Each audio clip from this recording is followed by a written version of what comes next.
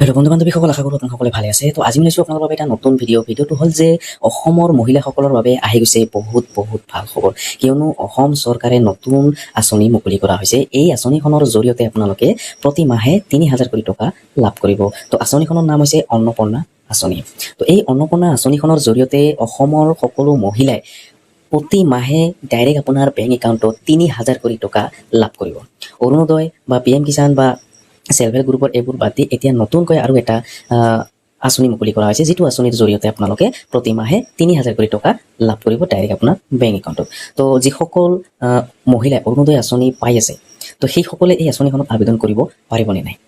তো সকলো ডিটেইলছ আজি এইটো ভিডিঅ'ত মই আপোনালোকক জনাই দিম। তো এই আঁচনিখনত আবেদন কৰিবৰ কাৰণে আপোনাক কি ডকুমেণ্টছৰ প্ৰয়োজন হ'ব, কোনসকল মহিলাই এই আঁচনিখনত আবেদন কৰিব পাৰিব, কেনেকৈ আপোনালোকে আবেদন কৰিব, তো সকলো ডিটেইলছ আজি এইটো ভিডিঅ'ত মই আপোনালোকক A to Z জনাই দিম। তো ভিডিঅ'টো অলপো স্কিপ নকৰাকৈ প্ৰথমৰ পৰা শেষলৈ চাই থাকিব। আৰু যদি মোৰ চেনেল নতুন হৈ আছে তেনেহ'লে প্লিজ চেনেলটো ছাবস্ক্ৰাইব কৰিব আৰু কাষত থকা বেল আইকনটো অন কৰি দিব। আৰু এইটো ভিডিঅ' আপোনাৰ বন্ধু বান্ধৱীসকলৰ ওচৰত হোৱাটছআপত, ফেচবুকত যিমান পাৰে আপোনালোকে শ্বেয়াৰ কৰি দিব, যাতে সকলোৱে এই ভিডিঅ'টো চাই অন্নপূৰ্ণা আঁচনিখনত সকলো মহিলাই আবেদন কৰিব পাৰে। তেন্তে বলক ভিডিঅ'টো আৰম্ভ কৰোঁ। প্ৰথমতে আপোনালোকে এই আঁচনিখনৰ আপোনালোকে ডিটেইলছটো জানি লওক।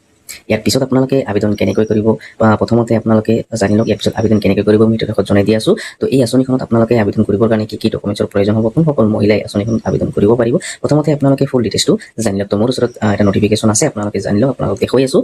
তো ইয়াতে মই পঢ়াই আপোনালোকক শুনাই আছোঁ। তো চাই ইয়াতে আপোনালোকে ওপৰত চাব পাৰিছে অসম চৰকাৰৰ অন্নপূৰ্ণা পৰ্টেল, আৰু ইয়াৰ জৰিয়তে যোগ্য মহিলাই লাভ কৰিব প্ৰতি মাহে ৩,০০০ কোটি টকা। তো আপোনালোকে নিশ্চয় বুজি পালে, ৩,০০০ টকা লাভ কৰিব আৰ্থিক সাহায্য সন্দৰ্ভত। এক বিস্তৰ আৰু গুৰুত্বপূৰ্ণ তথ্য তলত দাঙি ধৰা হ'ল ৰাজ্যখনৰ মহিলাসকলৰ অৰ্থনৈতিক স্বাৱলম্বিতা আৰু সামাজিক সুৰক্ষা নিশ্চিত কৰাৰ বাবে, এইটো চাওক, নিশ্চিত কৰাৰ উদ্দেশ্যে চৰকাৰে এই বিশেষ পদক্ষেপ হাতত লৈছে। তো আপোনালোকে নিশ্চয় বুজি পালে। তাৰপিছত ইয়াতে কোৱা হৈছে আবেদন প্ৰক্ৰিয়া আৰু আঁচনিৰ সবিশেষ। তো আবেদনৰ প্ৰক্ৰিয়াটো ইয়াতে জনাই দিয়া হৈছে আৰু সবিশেষটো ইয়াতে আপোনাক জনাই দিয়া হৈছে। তো চাই আপোনালোকে অন্নপূৰ্ণা পৰ্টেলৰ জৰিয়তে চৰকাৰে হিতাধিকাৰী বাছনি প্ৰক্ৰিয়াটো সম্পূৰ্ণ স্বচ্ছ আৰু ডিজিটেল কৰি তুলিছে। ইয়াৰ ফলত যোগ্য মহিলাই কোনো মধ্যভোগী অবিহনেই পোনপটীয়াকৈ নিজৰ বেংক একাউণ্টত চৰকাৰী অনুদানৰ ধন লাভ কৰিবলৈ সক্ষম হ'ব। তো আপোনালোকে নিশ্চয় বুজি পালে, অসমৰ মহিলাসকলৰ বাবে বহুত ভাল খবৰ আহিছে। অসম চৰকাৰে নতুন আঁচনি মুকলি কৰা হৈছে। তো এই আঁচনিখনৰ জৰিয়তে আপোনালোকে ৩,০০০ কোটি টকা ডাইৰেক্ট আপোনাৰ বেংক একাউণ্টত লাভ কৰিব। তো আপোনালোকে নিশ্চয় বুজি পালে। তো ইয়াৰ পিছত চাগে আপোনালোকে 1 নম্বৰ চাইডত আবেদনৰ বাবে প্ৰয়োজনীয় অৰ্হতা আৰু এলিজিবিলিটি ক্ৰাইটেৰিয়া। তো কোনসকল মহিলাই আবেদন কৰিব পাৰিব ইয়াতে আপোনাক স্পষ্ট জনাই দিয়া হৈছে। চাগে আপোনালোকক আমি দেখুৱাই আছোঁ।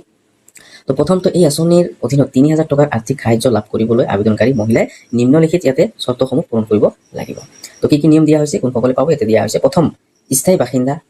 আবেদনকাৰী মহিলাগৰাকী অসমৰ স্থায়ী বাসিন্দা হোৱাটো বাধ্যতামূলক। তো আপোনাৰ স্থায়ী বাসিন্দা হ'ব লাগিব, সেইসকল মহিলাহে লাভ কৰিব এই আঁচনিখনত টকা। তো আপোনালোকে নিশ্চয় বুজি পালে। প্ৰথমটো হ'ল আপোনাৰ অসমৰ স্থায়ী বাসিন্দা হ'ব লাগিব, তেতিয়াহে আপোনালোকে এই আঁচনিখনত আবেদন কৰিব পাৰিব। তো আপোনালোকে নিশ্চয় বুজি পালে। তো তাৰপিছত চাগে আপোনালোকে ইয়াতে কৈছে অৰ্থনৈতিক স্থিতি। ইয়াতে আবেদনকাৰী উন্নত অৰ্থনৈতিকভাৱে পিছপৰা বা দৰিদ্ৰ সীমাৰেখাৰ তলৰ BPL পৰিয়ালৰ হ'ব লাগিব। কোন পৰিয়ালৰ হ'ব লাগিব? BPL। যিসকল BPL হয় সেইসকলে আবেদন কৰিব পাৰিব। APL গৰাকী মহিলা কিন্তু আবেদন কৰিব নোৱাৰিব। তো আপোনালোকে নিশ্চয় বুজি পালে। প্ৰথমটো হ'ল আপোনাৰ স্থায়ী বাসিন্দা হ'ব লাগিব, দ্বিতীয়তে আপোনাৰ BPL হ'ব লাগিব, দৰিদ্ৰ সীমাৰেখাৰ তলৰ হ'ব লাগিব, তেতিয়াহে আপোনালোকে এই আঁচনিখনত আবেদন কৰিব পাৰিব। তাৰপিছত ইয়াতে 3 নম্বৰ চাইডে আপোনালোকে বেংক একাউণ্ট। ইয়াতে মহিলাগৰাকীৰ নিজৰ নামত এটা সক্ৰিয় বেংক একাউণ্ট থাকিব লাগিব, যিটো আধাৰ কাৰ্ডৰ সৈতে সংযোগ আধাৰ লিংকেড হৈ থকাটো জৰুৰী। তো 3 নম্বৰ আপোনাৰ বেংক একাউণ্টখন লাগিব, আৰু সেই বেংক একাউণ্টখনত আপোনাৰ আধাৰ কাৰ্ডটো লিংক থকা হ'ব লাগিব, তেতিয়াহে আপোনালোকে এই আঁচনিখনত আবেদন কৰিব পাৰিব বা আপোনালোকে এই আঁচনিখনৰ টকা লাভ কৰিব। তো আপোনালোকে নিশ্চয় বুজি পালে। তাৰপিছত 2 নম্বৰ চাইডে আপোনালোকে ইয়াতে প্ৰয়োজনীয় নথিপত্ৰ। তো এতিয়া আপোনালোকে কি নথিপত্ৰ প্ৰয়োজন হ'ব মই আপোনালোকক জনাই আছোঁ। ইয়াতে 2 নম্বৰ প্ৰয়োজনীয় নথিপত্ৰ ৰিকুৱাৰ্ড ডকুমেণ্টছ। পৰ্টেলত অনলাইন আবেদন কৰাৰ সময়ত তলত উল্লেখ কৰা নথিসমূহৰ প্ৰয়োজন হ'ব। তো কি নথিপত্ৰ লাগিব মই আপোনালোকক এটাকে জনাই দি আছোঁ। তো প্ৰথমটো হ'ল আপোনাৰ আধাৰ কাৰ্ড। দ্বিতীয় নম্বৰটো আপোনাৰ ভোটাৰ ID, তৃতীয় নম্বৰটো হ'ল আপোনাৰ ৰেচন কাৰ্ড। তো আপোনাক নিশ্চয় বুজি পালে। প্ৰথম আপোনাৰ আধাৰ কাৰ্ডখন লাগিব, তাৰপিছত দ্বিতীয়তে ভোটাৰ IDখন লাগিব, তৃতীয়তে আপোনাৰ ৰেচন কাৰ্ডখন লাগিব, লগতে বেংক একাউণ্ট এইবোৰ আপোনাক লাগিব। তো আপোনাক নিশ্চয় বুজি পালে। তাৰপিছত আপোনালোকৰ কি ডকুমেণ্টছ লাগিব? ঠিকনাৰ প্ৰমাণপত্ৰ, মানে PRC বা বাসিন্দাৰ প্ৰমাণপত্ৰ লাগিব। তো PRC এখন কিন্তু আপোনালোকে পাৰ্মানেণ্ট ৰেচিডেণ্ট চাৰ্টিফিকেট, সেইটো আপোনাৰ প্ৰয়োজন হ'ব। তো এইটো কিন্তু বৰ্তমান অনলাইন আবেদন কৰিব পাৰে। যদি যিসকলৰ পাৰ্মানেণ্ট ৰেচিডেণ্ট চাৰ্টিফিকেট নাই, তো আপোনালোকে অনলাইন এপ্লাই কৰিব পাৰিব। তো আপোনালোকে যদি আবেদন কৰিব বিচাৰে অনলাইন PRCখন, তো আপোনালোকে আবেদন কৰিব পাৰিব, আৰু সেইখন আপোনালোকে অনলাইনে PRC চাৰ্টিফিকেটখন লাভ কৰিব। তো এই আবেদনৰ সময়সীমা কিন্তু আপোনালোকে আগষ্ট মাহলৈকে থাকিব। বহুদিন সময় আছে। তো যিসকলৰ PRC চাৰ্টিফিকেট নাই সেইসকলে সোনকালে অনলাইন বনাই ল'ব। যদি আপোনাক ভিডিঅ' লাগে কমেণ্ট কৰি জনাব, মই আপোনালোকক ভিডিঅ' বনাই জনাই দিম। তো যিসকল মহিলাৰ PRC চাৰ্টিফিকেটখন নাই তো সেইসকলক PRC চাৰ্টিফিকেটখন বনাব লাগিব। তো PRC চাৰ্টিফিকেটখন যদি বনাব বিচাৰে অনলাইন মাধ্যমে তো আপোনালোকে কমেণ্ট কৰি জনাব, মই ভিডিঅ' বনাই আপোনালোকক জনাই দিম কেনেকৈ আপোনালোকে PRC চাৰ্টিফিকেটখন অনলাইন মাধ্যমে আপোনালোকে বনাই ল'ব। তো আপোনালোকে নিশ্চয় বুজি পালে। তাৰপিছত চাইতে কোৱা হৈছে বেংক পাছবুকৰ প্ৰথম পৃষ্ঠাৰ প্ৰতিলিপি। তো বেংক পাছবুকৰ প্ৰথম পৃষ্ঠাখন লাগিব। তাৰপিছত একাউণ্ট নাম্বাৰ আৰু IFC কোড স্পষ্টকৈ দেখা যায়। মানে যিটো আপোনাৰ বেংক পাছবুকখন প্ৰথম পেজ, যিটো বেংক পাছবুকখন আপোনাৰ জেৰক্স কপি দিব, তেতিয়া আপোনাৰ তাতে আপোনাৰ স্পষ্ট যাতে একাউণ্ট নম্বৰ আৰু IFC কোডটো থাকে। যদি আপোনাৰ কিবা তেনেকুৱা দেখা নাযায়, আপোনাৰ যদি একাউণ্ট নম্বৰটো ভালকৈ বুজি নাপায় বা IFC কোডটো ভালকৈ বুজি নাপায়, তেনেকৈ কিন্তু আপোনাৰ ৰিজেক্ট হৈ যাব। সেইটো স্পষ্ট ইয়াতে কোৱা হৈছে, স্পষ্টকৈ দেখা যায় যাতে, সেইকাৰণে আপোনাৰ যিটো বেংক একাউণ্ট যিটো আছে, বেংক পাছবুক প্ৰথম পৃষ্ঠা যিটো আছে সেইটো আপোনালোকে ভালকৈ জেৰক্স কৰি দিব লাগিব। তো আপোনালোকে নিশ্চয় বুজি পালে। তাৰপিছত ইয়াতে কোৱা হৈছে পাছপৰ্ট আকাৰৰ শেহতীয়া ফটো। ইয়াতে পাছপৰ্ট আকাৰৰ ফটো লাগিব। ইয়াৰ পিছত মোবাইল নম্বৰ যিটো আধাৰ সৈতে লিংক হৈ আছে, ইয়াতে কি কোৱা হৈছে, আৰু আপোনাৰ মোবাইল নম্বৰটো লাগিব যিটো মোবাইল নম্বৰ নেকি আপোনাৰ আধাৰ কাৰ্ডখন লিংক হৈ আছে। তো বৰ্তমান সময়ত যিসকলে ইয়াতে চিম বনায় বৰ্তমান সময়ত, কিন্তু আধাৰ কাৰ্ড নোহোৱালৈকে কিন্তু চিম বনাব নোৱাৰে। তো যিসকল আধাৰ কাৰ্ডেৰে চিম কাৰ্ড বনাইছে সেইসকলক লিংক কৰিব নালাগে, সেইটো অট'মেটিক লিংক হৈ আছে, কাৰণ আপোনাৰ আধাৰ কাৰ্ডেৰে আপোনালোকে চিমখন উলিয়াইছে, তো সেইকাৰণে আপোনাক লিংক কৰিব নালাগে। তো যিসকল পুৰণি আধাৰ কাৰ্ড যেতিয়া নাহিছিলে, তো সেইসকল যদি চিম কাৰ্ড এতিয়ালৈকে ইউজ কৰি আছে, তো সেইসকলক লিংক কৰিব লাগিব। তো আপোনালোকে নিশ্চয় বুজি পালে। তাৰপিছত ইয়াতে কোৱা হৈছে কেনেকৈ আবেদন কৰিব। ইয়াতে স্পষ্ট ইয়াতে কেনেকৈ আবেদন কৰিব ষ্টেপ বাই ষ্টেপ ইয়াতে এপ্লিকেশ্যন প্ৰচেছটো জনাই দিয়া হৈছে। তো ইয়াতে প্ৰথমতে চাওক, ইয়াতে আপোনালোকে যোগ্য মহিলাই ঘৰত বহিয়ে নিজৰ মোবাইল বা কম্পিউটাৰৰ সহায়ত অথবা নিকটৱৰ্তী অৰুণোদয় কেন্দ্ৰ, কমন ছাৰ্ভিচ চেণ্টাৰ CSC লৈ গৈ আবেদন প্ৰক্ৰিয়া সম্পূৰ্ণ কৰিব পাৰিব। তো নিজেও পাৰিব, তো আপোনালোকে CSC চেণ্টাৰত গ'লেও আপোনালোকে পাৰিব, কমন ছাৰ্ভিচ চেণ্টাৰত আপোনালোকে গ'লেও আপোনালোকে পাৰিব। তো আপোনালোকে নিশ্চয় বুজি পালে। তাৰপিছত ইয়াতে কোৱা হৈছে মন কৰিবলগীয়া বিষয়। চাওক আপোনালোকে ইয়াতে মন কৰিবলগীয়া বিষয়, আবেদন প্ৰক্ৰিয়া সম্পূৰ্ণ হোৱাৰ পিছত আপুনি এটা এপ্লিকেশ্যন একনলেজমেণ্ট নাম্বাৰ আবেদন নম্বৰ লাভ কৰিব। কি কৰিব আপোনালোকে, একনলেজমেণ্ট এটা নম্বৰ পাব। যেতিয়া আপোনালোকে আবেদন কৰিব, তো আবেদন কৰাৰ ফাইনেল ছাবমিট যেতিয়া ক্লিক কৰিব, ক্লিক কৰাৰ পিছত এটা আপোনাক ৰিচিপ্ট দিয়া হ'ব। সেই ৰিচিপ্টখনত আপোনাৰ একনলেজমেণ্ট এটা নম্বৰ দিয়া থাকিব। সেই নম্বৰটো আপোনালোকে ভালকৈ ৰাখিব লাগিব, ইয়াতে স্পষ্ট জনাই দিয়া হৈছে। তো ইয়াতে কোৱা হৈছে তাৰপিছত এই নম্বৰটো ভৱিষ্যতে আপোনাৰ আবেদন ষ্টেটাছ পৰীক্ষা কৰিবলৈ সুৰক্ষিত কৰি ৰাখিব। তো যেতিয়া আপোনালোকে আবেদন কৰিব, আবেদন কৰাৰ পিছত যিটো একনলেজমেণ্ট ৰিচিপ্ট পাব, সেই ৰিচিপ্টখন ভালকৈ ৰাখি দিব, তাতে একনলেজমেণ্ট নম্বৰ এটা থাকিব। সেই নম্বৰেৰে আপোনালোকে চেক কৰিব পাৰিব আপোনাৰ এপ্লিকেশ্যনখন একচেপ্ট হ'ল নে আপোনাৰ ৰিজেক্ট হ'ল, সেইটো আপোনালোকে চেক কৰিব পাৰিব। তো আপোনালোকে নিশ্চয় বুজি পালে, সেইটো আপোনালোকে ভালকৈ ৰাখি থৈ দিব। তাৰপিছত চাগে আপোনালোকে আঁচনিখনৰ মূল উদ্দেশ্য আৰু লাভালাভ।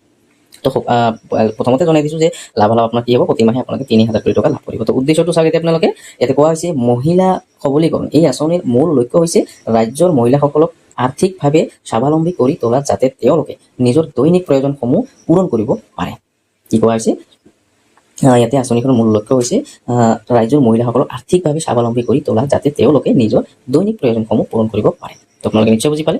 তাৰপিছত ইয়াতে কোৱা হৈছে সোনকালে ধন হস্তান্তৰ DBT চৰকাৰৰ ডাইৰেক্ট বেনিফিট ট্ৰান্সফাৰ DBT প্ৰক্ৰিয়াৰ জৰিয়তে সাহায্য ধন পোনপটীয়াভাৱে হিতাধিকাৰীৰ বেংক একাউণ্টত জমা হ'ব, যাৰ ফলত কোনো ধৰণৰ ঘোষ বা খেলি মেলিৰ অৱকাশ নাথাকিব।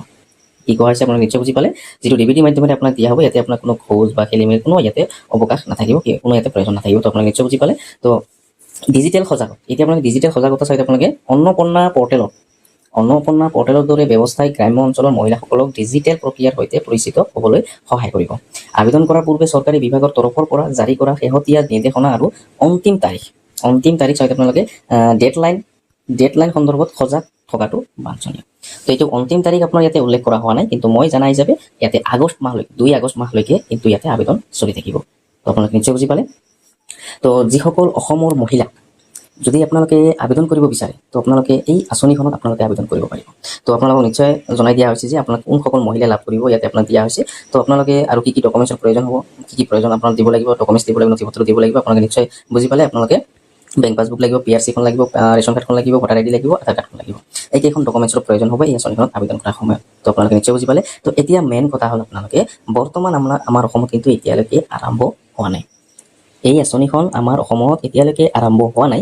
এই আঁচনিখন আৰম্ভ হৈছে কলকাতাতহে আপোনাৰ আৰম্ভ হৈছে, ৱেষ্ট বেংগলত আৰম্ভ হৈছে। বৰ্তমান কিন্তু আমাৰ অসমত আৰম্ভ হোৱা নাই, তাতে শেষ হোৱাৰ পিছত আমাৰ ইয়াতে আৰম্ভ হৈ যাব। তো আপোনালোকে নিশ্চয় বুজি পালে। তো যিসকল মহিলাই এই আঁচনিখনত আবেদন কৰিব বিচাৰিছে, তো আপোনালোকে আবেদন কৰিব পাৰিব। এইকেইখন ডকুমেণ্টছ আপোনালোকে ৰেডি কৰি ৰাখিব। PRCখন যদি নাই, আপোনালোকে PRCখন বনাই ল'ব। কেতিয়া আহে ইয়াৰ কোনো গেৰেণ্টি নাই। তো যেতিয়া আহিব মই ভিডিঅ' বনাই আপোনালোকক জনাই দিম। তো আপোনালোকে যদি আবেদন কৰিব বিচাৰে এই আঁচনিখনত, আপোনালোকে আবেদন কৰিব পাৰিব। তো আমাৰ অসমতো আহিব এই আঁচনিখন। তো বৰ্তমান কলকাতা ৱেষ্ট বেংগলত এইটো আৰম্ভ হৈ গৈছে। তো তাতে অনলাইন এপ্লাই আৰম্ভ অলৰেডি হৈ গৈছে, সেইসকলে আবেদন কৰি আছে। তো আমাৰ অসমত এতিয়ালৈকে আৰম্ভ হোৱা নাই। যেতিয়া আৰম্ভ হ'ব ভিডিঅ' বনাই আপোনালোকক জনাই দিম, কেনেকৈ আবেদন কৰিব, কেনেকৈ ৰেজিষ্ট্ৰেশ্যন কৰিব, সকলো ডিটেইলছ আপোনালোকক সেই ভিডিঅ'টোত জনাই দিয়া হ'ব। তো আপোনালোকে নিশ্চয় বুজি পালে। বৰ্তমান আপোনালোকে আবেদন কৰিব নোৱাৰিব। তো এইকেইখন ডকুমেণ্টছ আপোনালোকে ৰেডি কৰি ৰাখিব। বিশেষকৈ আপোনাৰ যিটো PRC certificate, permanent resident certificate, সেইটো কিন্তু বহুতৰে হাতত নাই। তো সেইটো আপোনালোকে সোনকালে বনাই ল'ব। কেনেকৈ বনাব লাগে যদি ভিডিঅ' লাগে আপোনালোকে কমেণ্ট কৰি জনাব, মই ভিডিঅ' বনাই আপোনালোকক জনাই দিম। তো আজি ভিডিঅ'ত ইমানেই আশা কৰিছোঁ ভিডিঅ'টো ভাল লাগিছে। যদি ভিডিঅ'টো ভাল লাগি থাকে তেনেহ'লে লাইক কৰিব, আৰু যদি মোৰ চেনেল নতুন হৈ আছে তেনেহ'লে প্লিজ চেনেলটো ছাবস্ক্ৰাইব কৰিব আৰু কাষত থকা বেল আইকনটো অন কৰি দিব। আৰু এইটো ভিডিঅ' আপোনাৰ বন্ধু বান্ধৱীসকলৰ ওচৰত হোৱাটছআপত, ফেচবুকত যিমান পাৰে আপোনালোকে শ্বেয়াৰ কৰি দিব, যাতে সকলোৱে এই ভিডিঅ'টো চাই অন্নপূৰ্ণা আঁচনিখনৰ বিষয়ে জানিব পাৰে। ধন্যবাদ।